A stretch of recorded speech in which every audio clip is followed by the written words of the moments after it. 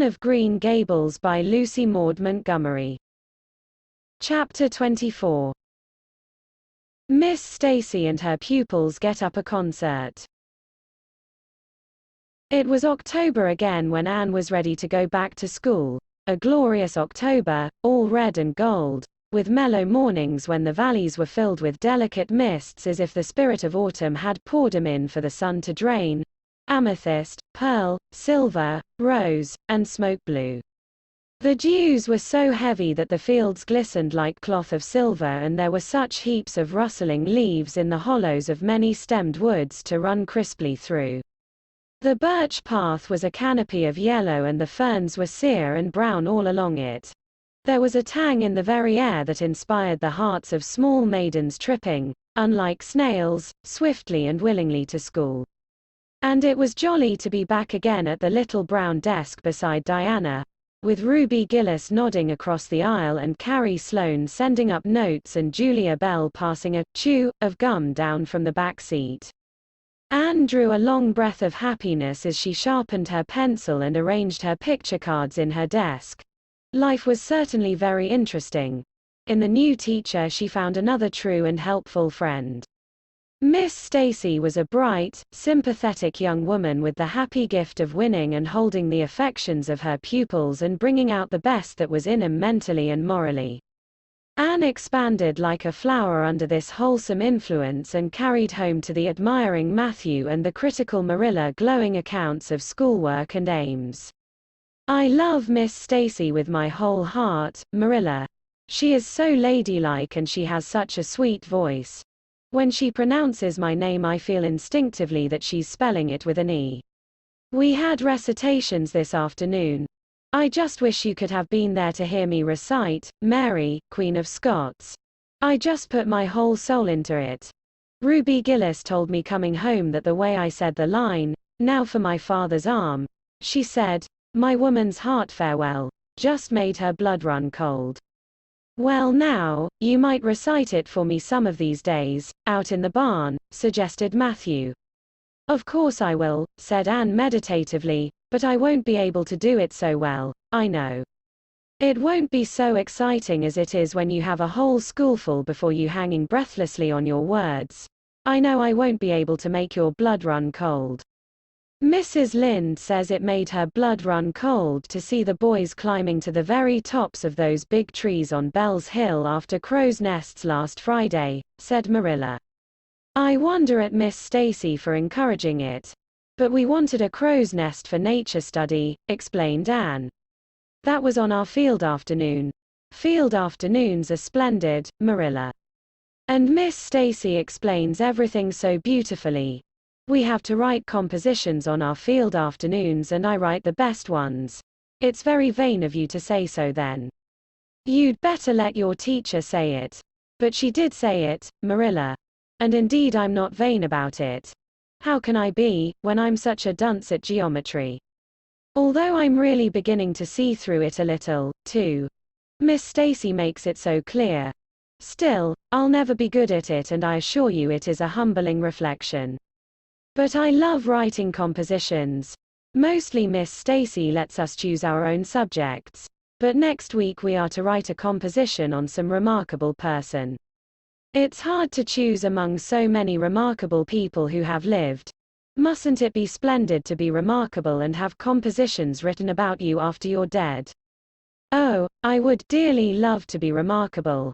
I think when I grow up I'll be a trained nurse and go with the Red Crosses to the field of battle as a messenger of mercy. That is, if I don't go out as a foreign missionary. That would be very romantic, but one would have to be very good to be a missionary, and that would be a stumbling block. We have physical culture exercises every day, too. They make you graceful and promote digestion. Promote fiddlesticks, said Marilla, who honestly thought it was all nonsense. But all the field afternoons and recitation Fridays and physical culture contortions paled before a project which Miss Stacy brought forward in November. This was that the scholars of Avonle School should get up a concert and hold it in the hall on Christmas night, for the laudable purpose of helping to pay for a schoolhouse flag. The pupils one and all taking graciously to this plan, the preparations for a program were begun at once. And of all the excited performers-elect none was so excited as Anne Shirley, who threw herself into the undertaking heart and soul, hampered as she was by Marilla's disapproval. Marilla thought it all rank foolishness. It's just filling your heads up with nonsense and taking time that ought to be put on your lessons, she grumbled. I don't approve of children's getting up concerts and racing about to practices. It makes them vain and forward and fond of gadding. But think of the worthy object, pleaded Anne.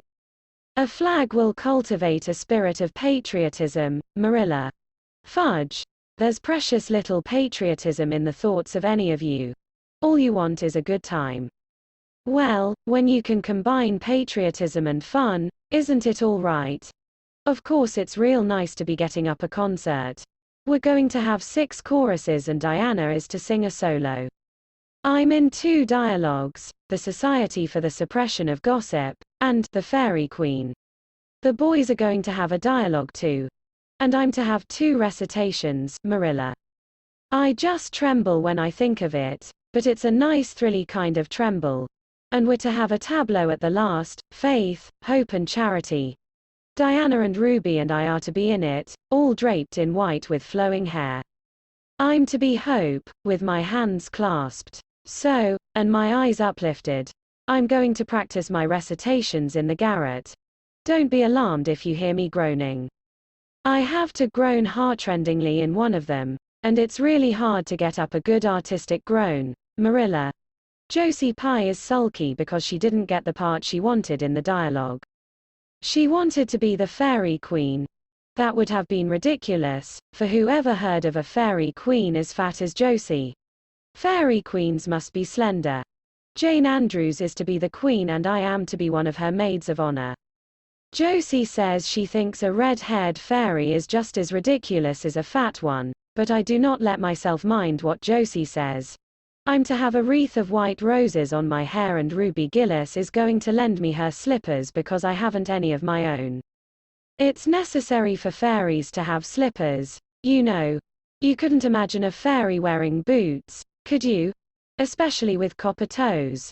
We're going to decorate the hall with creeping spruce and fir mottos with pink tissue paper roses in them. And we are all to march in 2 by 2 after the audience is seated, while Emma White plays a march on the organ. Oh, Marilla, I know you are not so enthusiastic about it as I am, but don't you hope your little Anne will distinguish herself? All I hope is that you'll behave yourself. I'll be heartily glad when all this fuss is over and you'll be able to settle down. You are simply good for nothing just now with your head stuffed full of dialogues and groans and tableaus. As for your tongue, it's a marvel it's not clean worn out. Anne sighed and betook herself to the backyard, over which a young new moon was shining through the leafless poplar boughs from an apple-green western sky, and where Matthew was splitting wood. Anne perched herself on a block and talked the concert over with him, sure of an appreciative and sympathetic listener in this instance at least. Well now, I reckon it's going to be a pretty good concert. And I expect you'll do your part fine, he said, smiling down into her eager, vivacious little face. Anne smiled back at him. Those two were the best of friends and Matthew thanked his stars many a time and oft that he had nothing to do with bringing her up. That was Marilla's exclusive duty. If it had been his he would have been worried over frequent conflicts between inclination and said duty. As it was, he was free to spoil Anne, Marilla's phrasing, as much as he liked. But it was not such a bad arrangement after all. A little appreciation sometimes does quite as much good as all the conscientious bringing up in the world.